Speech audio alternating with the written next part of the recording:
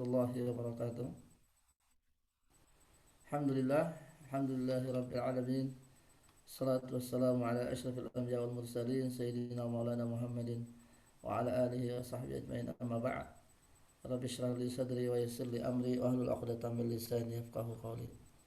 Bapak Ibu terhormat Allah Subhanahu wa taala, alhamdulillah pada pagi hari ini, hari Jumat, semoga Allah Subhanahu wa taala senantiasa melimpahkan segala taufik, hinayah dan hidayahnya dan juga kesehatannya kepada kita, sehingga kita bisa melaksanakan kewajiban kita sebagai seorang mukmin, sebagai seorang hamba Allah Subhanahu wa taala, dan tentunya dengan harapan semoga ibadah salat subuh yang kita kerjakan baru saja, semoga Allah Subhanahu wa taala mencatatnya sebagai amal kebajikan yang bisa kita petik hasilnya pada hari akhirat insyaallah.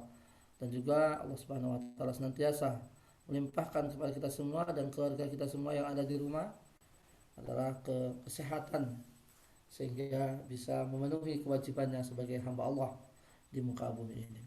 Bapak Ibu dirahmati Allah Subhanahu wa taala, karena ini adalah hari Minggu, kebetulan hari Jumat, karena hari Minggu saya biasanya ada jadwal rutin yang sudah hampir 10 tahun ya.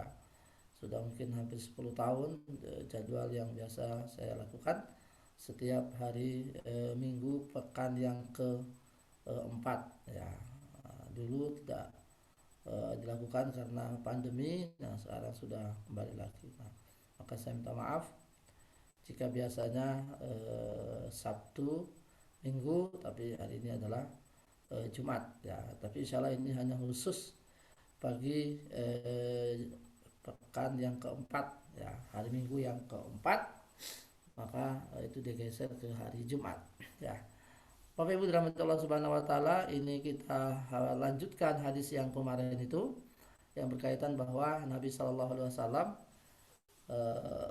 pernah atau bahkan sering ya sholat ngimami sambil membawa putrinya ya, bahkan juga Hasan dan Husain, cucunya ya, bukan putrinya ya, tapi cucunya ya. Jadi untuk sekedar pengetahuan aja bahwa Rasulullah itu punya anak, kalau tidak salah semuanya 7 ya, 7 laki dan perempuan ya, 7, 3 laki-laki dan 4 perempuan. Nah, putra putri Rasulullah SAW ya. Semuanya itu dari Khadijah kecuali satu, yaitu Ibrahim. Jadi putra beliau pertama Abdullah, kemudian Al-Qasim, kemudian Ibrahim, itu putra. Yang putri itu Zainab, yang ada di dalam hadis ini, Zainab, Ruqayyah, Ummu Kulthum, kemudian Fatimah binti Rasulullah sallallahu alaihi wasallam. Ya, 7 dari putra putri beliau itu semuanya dari Khadijah radhiyallahu anha. Satunya adalah dari Maria Al-Qibtiyah ya.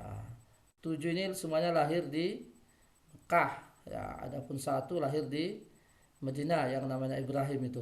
Nah, kemudian the 8 putra putri Nabi ya, 7 meninggal sebelum Rasulullah wafat. Artinya Rasulullah itu ditinggal cucunya itu 7 orang.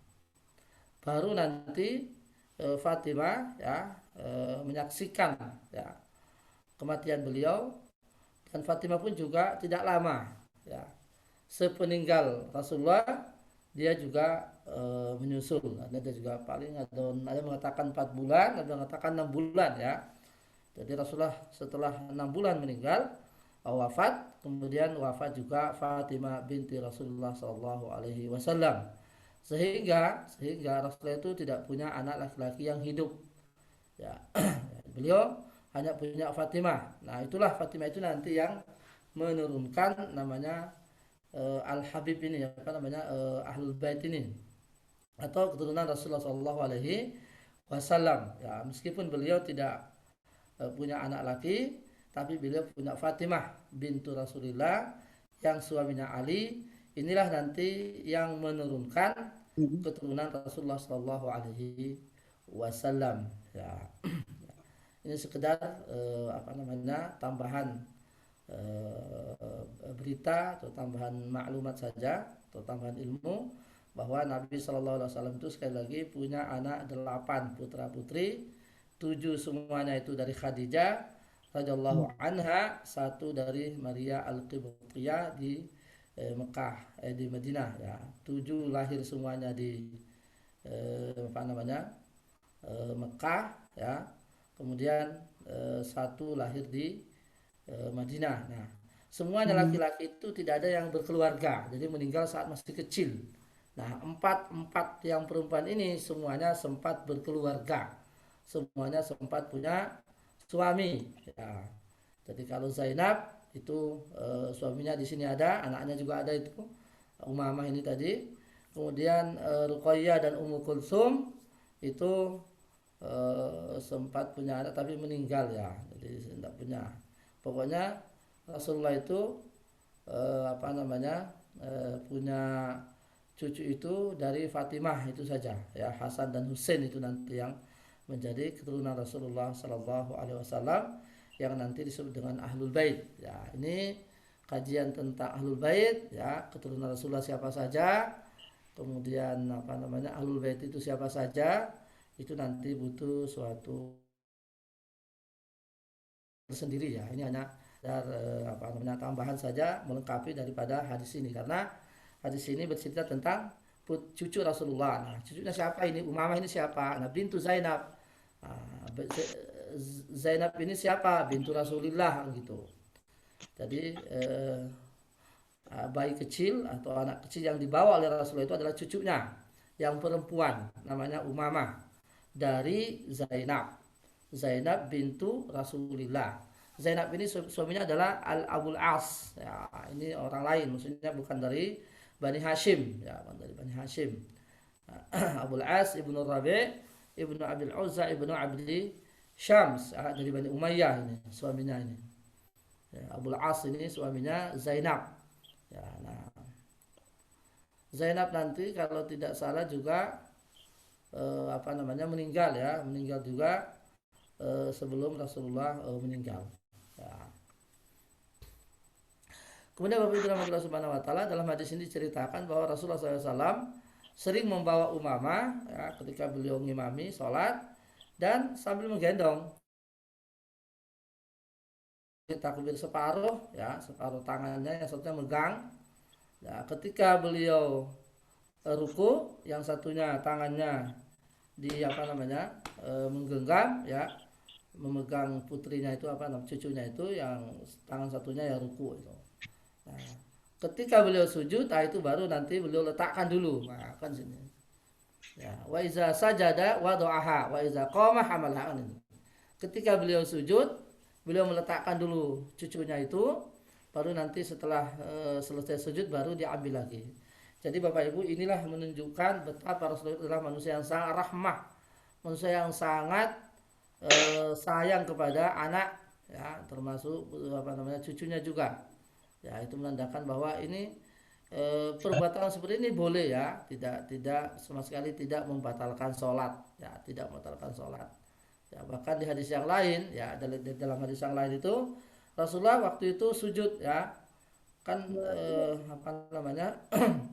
rumahnya beliau ya dan juga rumah putrinya Fatimah itu nggak jauh. Nah, suatu ketika beliau sujud, ini di hadis yang lain ya Bapak Ibu, ketika beliau sujud, tiba-tiba datang Hasan Husain yang naik ke punggung beliau ketika beliau sujud itu. Nah, merasa beliau didatangi cucunya, langsung beliau tidak tergesa-gesa bangkit. Jadi beliau sujud lama gitu, sampai Hasan Husain ini puas ya, naik di atasnya punggung mbahnya kakeknya itu, masya Allah. Ini hadis yang lain. Jadi setelah anaknya cucunya ini puas begitu, baru beliau bangkit ya. Ini menandakan bahwa beliau sangat rahmah ya. Sebagian ulama mengatakan itu katanya hanya khusus bagi Nabi, tidak ada dalilnya yang itu kekhususan. Jadi jika panjenengan punya cucu atau punya anak barangkali yang mungkin ya ibunya lagi sibuk ya, sibuk sekali, tidak bisa saat itu tidak gendong ya, jangan gondeng sholat nggak apa-apa ya, yang mungkin sekali-kali ya, tidak mesti harus setiap hari, tidak, artinya boleh ya, ya mungkin ibunya mungkin sibuk masak dan ada tamu dan sebagainya sehingga dia tidak terganggu ya, jangan ambil kemudian sholat ya, ya sambil menggendong, tidak masalah ini contoh ya. Jadi kesimpulan dari hadis di atas ya, bahwa pertama menunjukkan rasa sayangnya Rasulullah ya, dan kelembutannya kepada putra-putrinya dan juga pada cucu-cucu beliau. Kemudian boleh ya membawa anak kecil ke masjid ya, tentu mengusahakan supaya tidak ribut ya, tidak ribut, boleh membawa ya, boleh, bukan berarti terus-terus ya, enggak ya, maksudnya kalau pas sekali bawah boleh, itu boleh ya. Kemudian faedah lagi bahwa gerakan yang sedikit ya, gerakan yang sedikit itu tidak membatalkan sholat ya, gerakan yang sedikit di luar gerakan sholat ya, jadi gerakan yang sedikit di luar gerakan yang sholat itu tidak membatalkan sholat ya. Dan juga kesibukan hati ya, kesibukan hati kita ya, menyimpang sedikit dari apa yang dikerjakan oleh gerakan sholat itu juga tidak membatalkan sholat ya.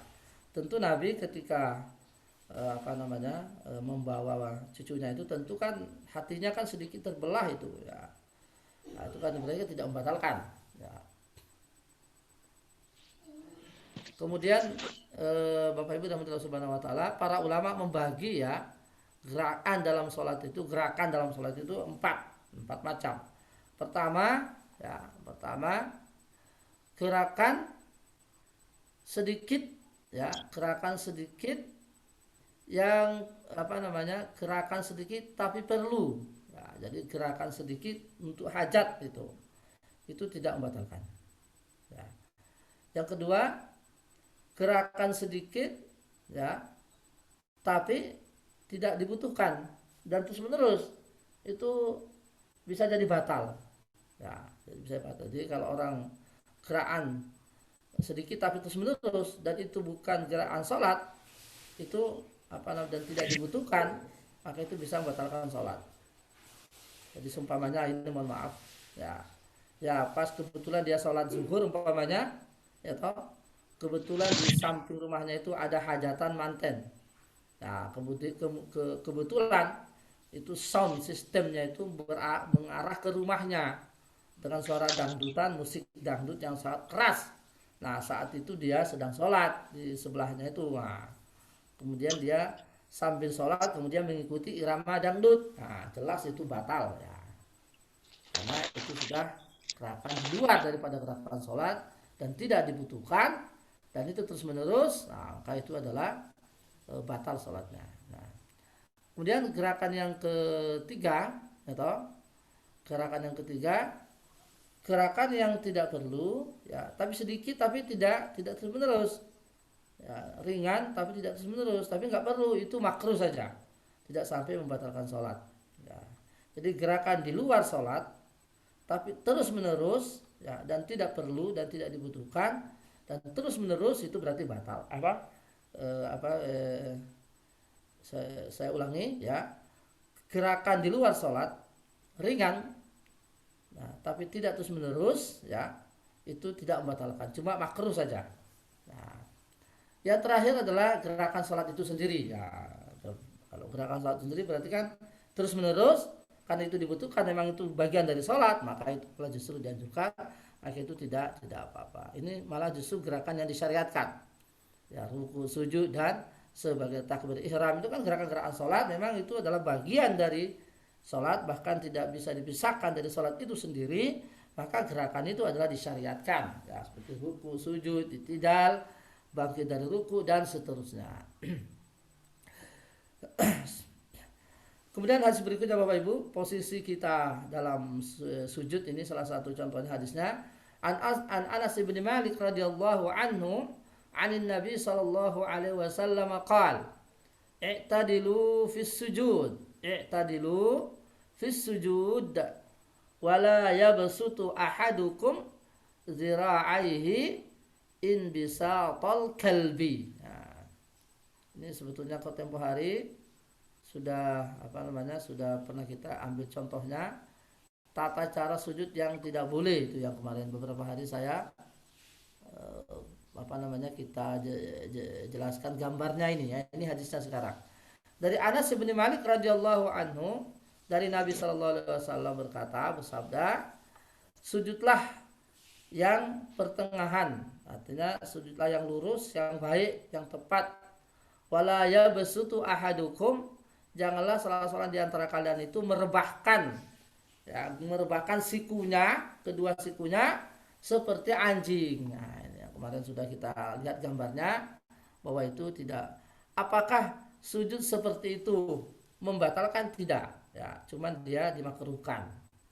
Jadi yang benar adalah siku itu diberdirikan. Ya, kemarin sudah kita lihat contohnya gambarnya sampai 2 kali atau 3 kali. Ya, jadi kalau kita sujud ini siku itu tidak boleh menyentuh lantai. Ya, jadi yang menyentuh lantai hanyalah karena menyentuh lantai nanti menyerupai posisi daripada anjing. Oleh karena itu banyak hadis-hadis yang lain yang kita dilarang oleh Rasulullah untuk menyerupai gerakan-gerakan binatang, ya. Contohnya itu seperti ketika mau sujud. Ketika seseorang itu mau merebah, ya, mau sujud, kan ada kita dilarang janganlah merebah seperti ketika mau sujud itu seperti onta, kan ada itu di dalam hadis juga, la ya burukal ibil, ya, dan lain sebagainya. Nah, jadi hadis ini menunjukkan bahwa menyuruh kita untuk sujud yang baik, ya, dan dilarang kita sujud seperti anjing, di mana kedua sikunya itu merebah atau menyentuh tanah. Kita dilarang untuk menyerupai hewan, ya, an-nahyu an musyabahatil hanfi afaliyah, dalam perbuatannya, ya, kita dilarang menyerupai hewan dalam perbuatannya.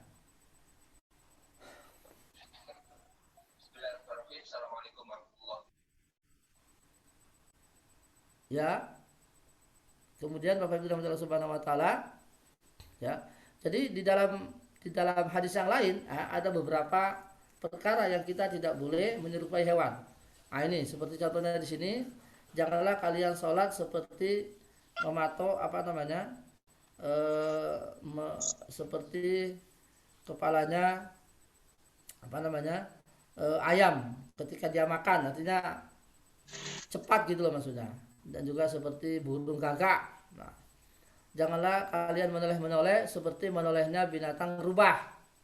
Janganlah, ya, kalian ketika duduk, ya, iftiras itu seperti duduk iftirasnya hewan buas. Nah, janganlah kalian muntah, ya, seperti muntahnya anjing, ya, muntahannya dijilat kembali gitu, nah, dan sebagainya. Jadi ini hal-hal yang gerakan-gerakan yang memang kita dilarang yang menyerupai hewan itu. Ya, jadi seorang mukmin harus berbeda dengan hewan. Ya. Kalau hewan tidak mendengar, ya, maka dalam Al-Quran itu disebutkan lahum qulubun la yafqahuna biha walau ma'inun la yubsiruna biha walau ma'adanu la yasma'una biha. Mereka punya hati tapi tidak mau berpikir, mereka punya telinga tapi tidak mau mendengar, ya, mereka punya mata tapi tidak mau melihat, kata Allah Subhanahu Wa Taala, ulaika kal an'am, mereka itu seperti hewan, kata Allah, balhum adal, bahkan mereka itu lebih sesat daripada hewan. Nah, jadi kita diperintah oleh Allah Subhanahu Wa Taala untuk memaksimalkan, untuk memanfaatkan, ya, anggota badan kita ini dalam rangka ibadah kepada Allah Subhanahu Wa Taala. Ya. Kemudian bab selanjutnya wujubut tuma'ninah fi ruku' was sujud, ya. Bab tentang diwajibkannya untuk tuma'ninah, baik itu waktu ruku maupun sujud. Ya. Apa itu tuma'ninah? Ya, ketenangan dalam sholat, tidak tergesa-gesa, ya. Tidak tergesa-gesa. Ini tuma'ninah. Ini semua hadis-hadisnya menunjukkan diwajibkannya tuma'ninah itu. Nah, ini kita ada an Abi Hurairah radhiyallahu anhu anna Rasulullah sallam dakhala al-masjid. Ya. Ini hadis tentang tuma'ninah. Dari Abi Hurairah radhiyallahu anhu berkata, Rasulullah sallallahu alaihi wasallam, ya, waktu itu di dalam masjid. Ya, dakhala masjid, masuk masjid. Fadakhala rajulun. Nah, kemudian masuk pula orang lain. Ya, ini sepertinya bukan di luar waktu sholat. Ini di luar waktu sholat. Kejadiannya di luar waktu sholat, ya. Fadakhala rajulun fasalla. Ya, ketika itu beliau di masjid, datang pula seseorang yang masuk masjid dan langsung sholat. Mungkin sholatnya tahiyatul masjid, ya. Si fulan ini maksudnya sholatnya sholat tahiyatul masjid. Tsumma jaa fasallama 'alan nabi. Setelah si fulan tadi selepas sholat, kemudian dia mendatangi Nabi. Fasallama 'alan nabi. Dia mengucap salam kepada Nabi beliau. Assalamualaikum ya Rasulullah. Faqala, tapi Nabi menjawabnya tidak waalaikumsalam. Jadi Nabi tidak menjawab waalaikumsalam, tapi sebaliknya apa beliau kata? Irji' fasalli. Wahai fulan, kembali lagi dan sholat lagi. Ya. Irji' fasalli. Kembali lagi dan sholat lagi. Jadi sepertinya orang tadi dilihat betul oleh Rasulullah ketika dia sholat. Fa'inna kalam tusalli. Karena kau itu belum sholat. Faraja' fasalla kama salla. Maka si fulan tadi kembali lagi ke tempatnya, kemudian sholat lagi seperti sebelumnya. Sumaja fasallam, ini sudah 2 kali. Kemudian dia datang lagi dan ucap salam lagi kepada Nabi. Faqala irji' fasalli fa innaka lam tusalli. Nabi kembali lagi menyuruh dia untuk kembali dan sholat. Suruh lagi untuk sholat kedua kalinya, ketiga kalinya berarti. Jadi dia sudah sholat ketiga kalinya ini. Irji' fasalli fa innaka lam tusalli. Jadi sampai 3 kali dia sholat. Faqala, kemudian dia berkata, si fulan ini. Jadi setelah dia sholat balik lagi, gitu, mengucap salam lagi, tapi Nabi tidak menjawab. Dia berkata si fulan ini, walladzi ba'atsaka bil haq. Wahai Rasulullah, demi Allah, la uhsinu ghairahu. Maaf ya Rasulullah, saya nggak bisa lagi sholat lebih baik seperti tadi ini yang panjenengan lihat ini. La uhsinu ghairahu, saya nggak bisa lagi yang baik. Saya nggak bisa lagi melakukan yang terbaik. Maka oleh karena itu ajari saya, fa'alimni. Faqala. Apa kata beliau? Rasulullah bersabda, "Iza qumta ila sholati fakabbir." Jika kamu mendirikan sholat, maka takbirlah. Ini maksudnya takbir ihram, ya. Summa qra' ma tayassara ma'aka minal Qur'an. Kemudian bacalah, ya, Al-Fatihah, kemudian bacalah apa yang kamu mudah dari Al-Quran. Summa qra' ma tayassara ma'aka minal Qur'an. Ini maksudnya baca Al-Quran setelah Fatihah. Summarka, kemudian setelah itu rukuklah hatta tatma'inna raqiyan. Rukuklah dengan yang tenang, yang mutma'ninah.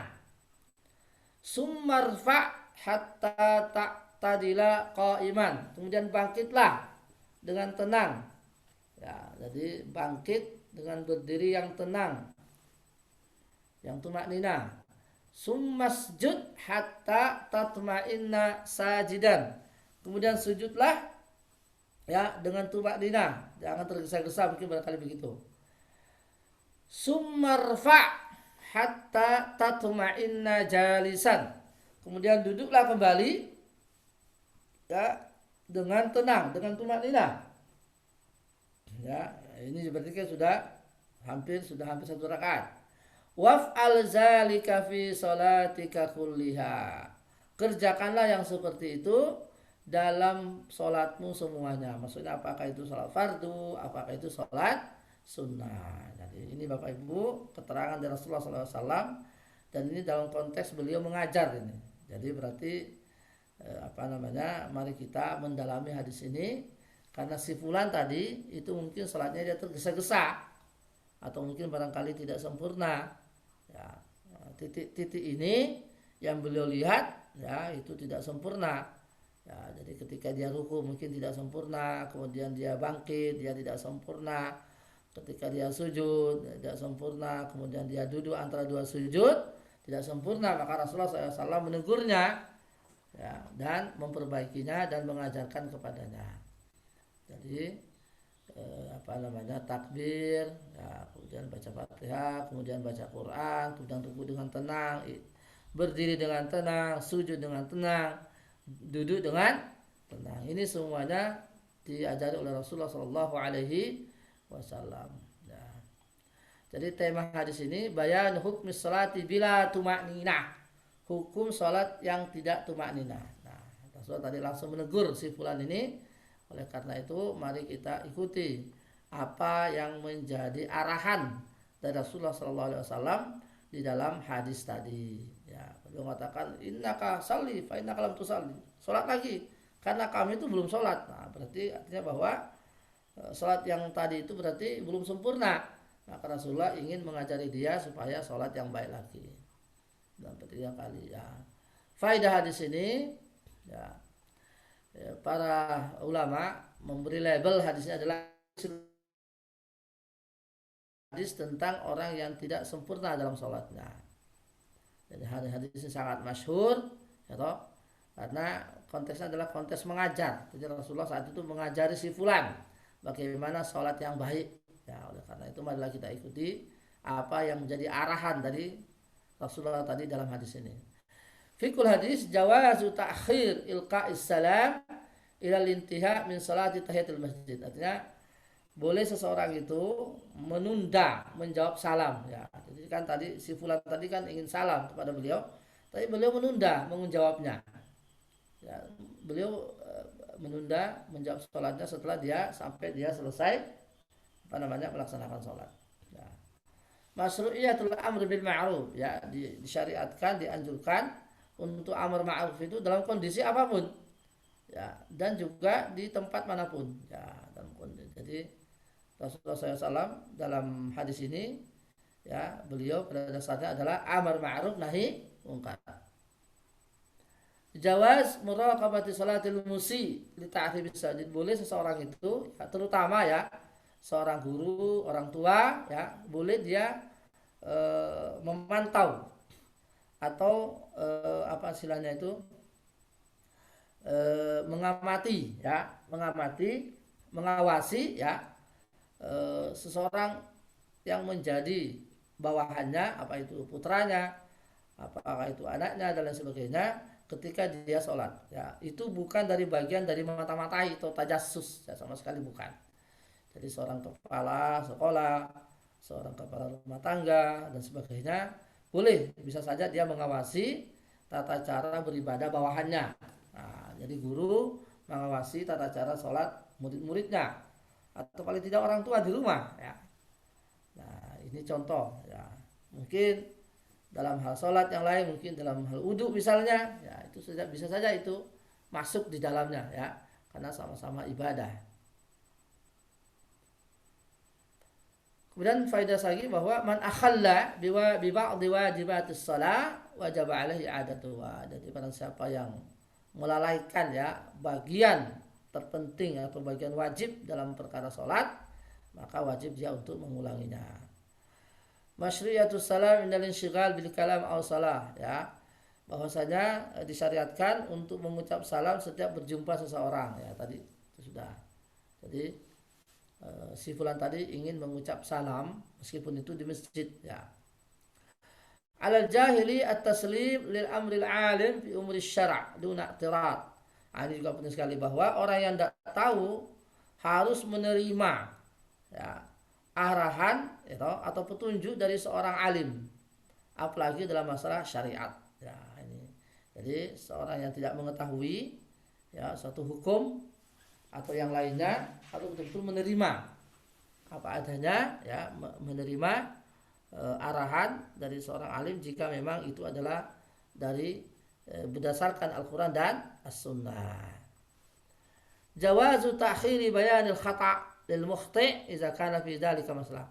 Boleh seseorang itu menunda, ya, menegur, ya, menunda, menjelaskan kesalahan seseorang yang berbuat salah, meskipun itu, ya, ditunda karena untuk suatu maslahat. Nah, kan tadi si fulan tadi kan datang 2 kali sampai 3 kali menanyakan tentang kesalahannya, tapi Rasulullah masih menunda. Nah, untuk apa itu? Ya, supaya lebih penasaran itu biasanya. Ya, jadi kalau orang sudah 2 sampai 3 kali tapi masih tetap disuruh mundur, itu berarti kan penasaran. Nah, biasanya kalau orang penasaran itu nanti, ya, ilmu yang dia peroleh itu nanti akan sangat meresap. Ya, tadi sahabat Nabi tadi kan datang 2 kali 3 kali kok disuruh pulang lagi, disuruh balik. Nah, berarti kan penasaran dia. Nah, baru nanti ketiga kalinya baru Nabi menjelaskan. Nah, yang biasa seperti itu nanti biasanya lebih mendalam itu, lebih meresap ilmunya. Jawazul halfi min ghairi istihlaq. Boleh seseorang itu suatu saat nanti dia bersumpah hanya untuk menekankan, ya, menekankan suatu persoalan, tapi tidak sampai sumpah yang yang menimbulkan efek, ya. Jadi sekedar menguatkan apa yang menjadi pernyataan dia. Seperti tadi si fulan mengatakan, demi Allah ya Rasul saya nggak kuat lagi. Ya, itu penekanan. Ya. Al-itrafu bit taksir, ya. Jadi ini juga penting, ya. Jadi mengaku, ya, mengakui kekurangan. Wa tasrih, dan juga minta penjelasan tentang hukum syariat dalam kesalahan dia itu. Ya, tadi si fulan ini dia mengakui kesalahannya, kekurangannya, Pak. Ya Rasul saya tidak bisa kecuali seperti ini bisanya. Nah, kemudian Rasulullah menjelaskannya, seseorang itu, ya, boleh mengakui kekurangan dirinya, terutama dalam hal syariat tentunya. Talabul muta'allim minal alim ayu alimahu. Ya, hendaknya seorang yang belajar itu minta diajari, ya, oleh orang yang alim. Ya. Anda jahil yu'zaru ma la yu'zaru lil muta'allim. Ini juga penting. Bahwa memang orang bodoh itu bisa dimaafkan, ya, tapi tidak sama dengan orang yang mengetahui. Ya, jadi orang yang, jika seseorang yang tidak mengetahui melakukan suatu kesalahan itu bisa dimaklumi. Tapi kalau orang yang mengetahui kemudian melakukan kesalahan, nah itu baru yang tidak bisa dimaklumi. Arifku bil muta'allim wal jahil fit ta'allum wa mulatafati. Jadi rasa, ya, rasa tasamuh, ya, rasa toleran kepada orang yang tidak tahu. Nah, Rasulullah tadi itu sangat toleran, ya, sangat ramah, ya, karena beliau tentu ada seorang guru, ya, maka beliau sangat memuliakan murid-muridnya, ya, termasuk tadi sahabat tadi, ya.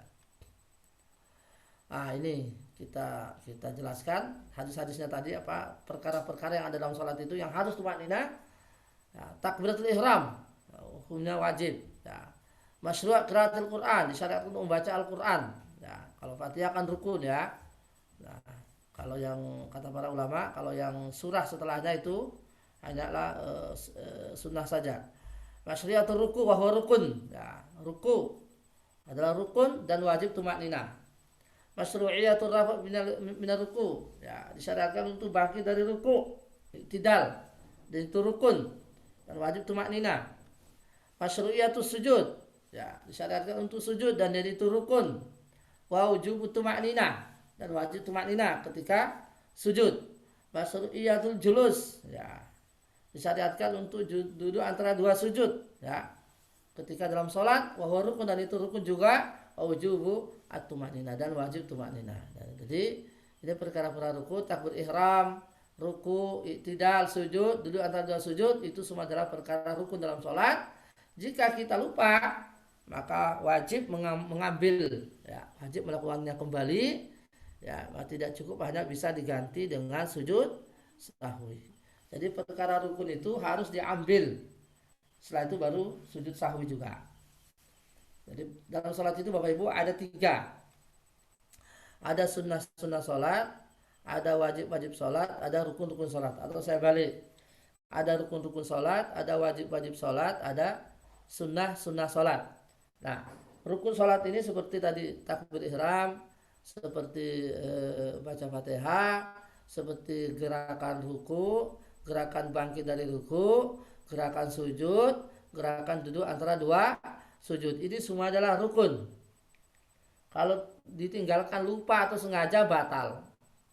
Jadi harus diambil perkara-perkara ini. Ya, sebab begini. Ya, dengan sholat, taruhlah pokoknya sholat asar ya. Ya, di rumah.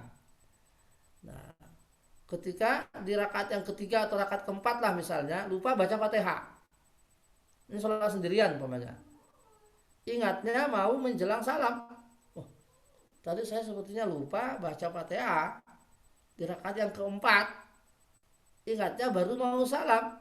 Nah, langkah yang diambil adalah tidak boleh langsung salam begitu saja, berdiri dulu, ambil satu rakaat. Nah setelah itu dilaksanakan seperti biasa gitu sampai nanti tahiyat, ya, sampai tahiyat. Nanti sebelum sesudah tahiyat akhir mau salam, ya sujud dulu dua kali, sujud dua kali, ya sujud dua kali sebagai namanya sujud sahwi. Ya, baca seperti doa sujud biasa. Ada yang mengatakan subhana la yanam wa la yashu, ya boleh saja. Atau sujud biasa bacaannya, bacaan sujud biasa. Setelah itu baru salam. Seperti itu. Jadi ada orang yang sholat asar umpamanya di rumah sholat sendirian, tiba-tiba dia lupa membaca fatihah di rakaat yang keempat, ingatnya baru mau salam. Nah, maka dia bangkit dulu, jangan langsung salam dulu, dia bangkit ambil satu rakaat, kemudian setelah itu melaksanakan seperti biasa, baru nanti menjelang salam dia nggak boleh salam dulu, dia sujud dulu dua kali, namanya sujud sahwi. Apa bacaannya? Ya bacaan sujud biasa, subhana rabbiyal a'la atau subhanakallahumma rabbana bihamdika allahumma ighfirli. Ya, itu dua kali. Setelah itu baru salam. Ya, baru salam. Nah, ini karena dia meninggalkan suatu perkara yang rukun. Nah, adapun yang perkara wajib, ya, perkara wajib sholat itu perkara-perkara dalam sholat jika ditinggalkan karena sengaja batal. Ya, kalau sengaja batal, tidak harus diambil. Kalau dia meninggalkan itu karena lupa, maka kata para ulama cukup menggantinya dengan sujud sahwi. Wajib dalam sholat itu. Ya. Jadi sekali lagi ada rukun, ada wajib. Perkara wajib itu contohnya adalah tasyahud awal bagi sholat maghrib, zuhur, asar dan isya. Ya, seumpamanya dengan sholat asar tadi, ya, di rumah karena tergesa-gesa sehingga dia lupa duduk tasyahud awal, ingatnya sudah berdiri, Nah, ketika jenengan sudah berdirinya tegak, ya sudah posisi sudah tumak nina berdirinya, maka tidak perlu lagi duduk, dilanjutkan saja. Nanti menjelang salam itu sujud dua kali, sujud sahwi. Jadi saya ulangi ya. Jadi jenengan sholat asar di rumah ya, tergesa-gesa. Ya mungkin karena ada telepon, ada mau yang dikerja, ditunggu seumpamanya. Sehingga dia lupa tasyahud awal. Awalnya, jadi langsung langsung tol saja. Langsung berdiri. Nah, ingatnya baru mau salam, tadi saya kayaknya tidak tasyahud awal itu. Nah, jika jenengan ingatnya saat itu, maka tidak perlu diambil, cukup diganti dengan sujud sahwi saja. Nah, ini kata para ulama, karena tasyahud awal itu katanya hanyalah wajib saja. Ya, kalau kita lupa, maka diganti dengan sujud sahwi. Beda dengan Fatihah, beda dengan duduk antara dua sujud, beda dengan i'tidal, beda dengan takbiratul ihram, beda dengan sujud dan sebagainya. Nah, itu perkara rukun, lupa atau sengaja batal, harus diambil, ya, kemudian nanti sujud lagi, ya. Jadi sekali lagi yang rukun itu diambil dan sujud. Nah, adapun perkara wajib itu kalau dia sengaja harus diambil dan sujud sahwi. Tapi kalau dia lupa maka harus cukup diganti dengan sujud sahwi, ya, itu perkara wajib. Jadi ada rukun, ada wajib, ada sunnah. Nah, kalau sunnah sholat, ya, kalau dia lupa atau sengaja itu tidak membatalkan sholat dan juga tidak perlu sujud. Ya, apa diantaranya? Sunnah sholat itu apa? Nah, sebagian ulama menyebut adalah ketika kita membaca doa iftitah. Nah, dia mengatakan itu sunnah saja, itu orang bisa langsung baca Fatihah. Kemudian amin, nah, baca amin, ya. Kalau diam saja, ya, mengatakan bahwa itu kalau diam saja tetap sah sholatnya, tidak perlu sujud sahwi. Termasuk ketika seseorang itu mengulang bacaan 3 kali, seperti Subhana rabbiyal a'la. Nah, kalau jenengan baca sekali saja sah sholatnya. Memang kan sunnahnya kan 3 kali, ya. Subhana rabbiyal a'la, Subhana rabbiyal a'la, Subhana rabbiyal a'la, 3 kali. Baca jenengan sekali saja itu sah. Ya. Termasuk juga kata para ulama membaca ayat setelah Fatihah. Nah, itu juga perkara sunnah saja. Termasuk diantaranya adalah duduk istirahat ini menjelang mau rakaat kedua yang kemarin kita bahas itu. Ya, jadi mau rakaat kedua sujud, ya, jadi terminal sebentar baru naik. Ya, istilahnya itu duduk terminal istilahnya. Mau rakaat kedua itu, nah, kan ada yang langsung. Nah, ada yang mengatakan bahwa disunahkan duduk terminal. Ya.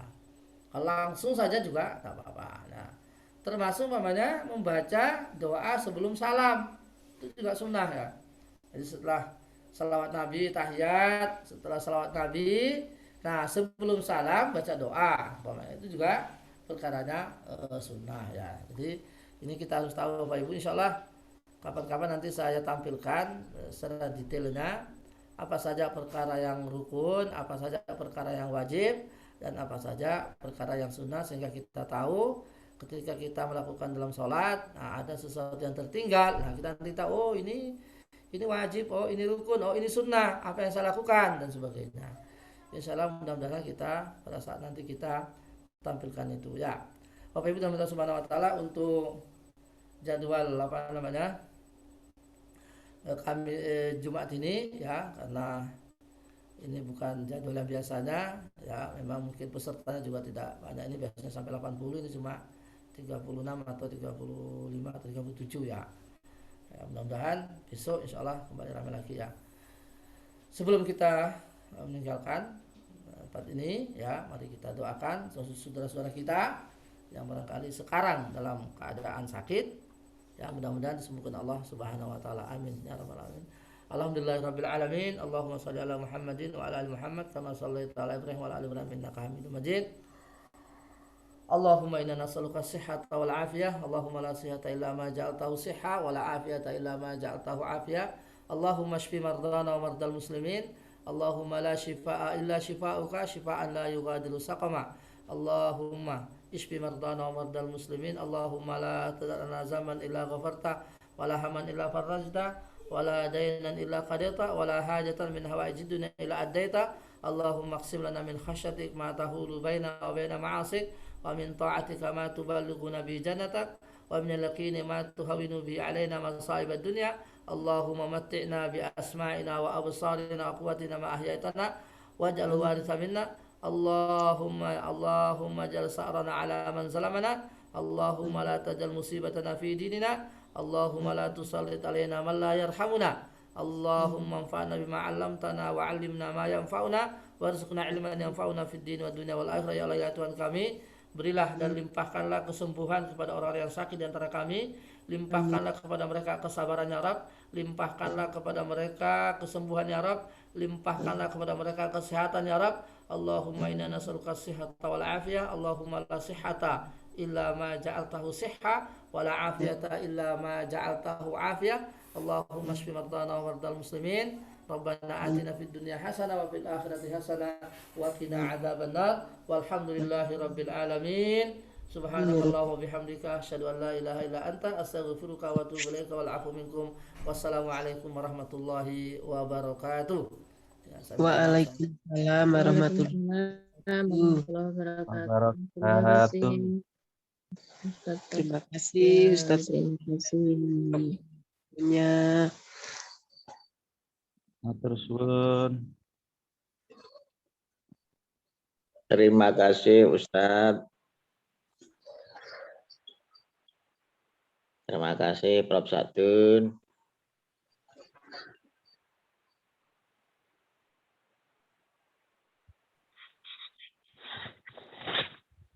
Terima kasih Ustadz. Terima kasih semuanya. Izin lead.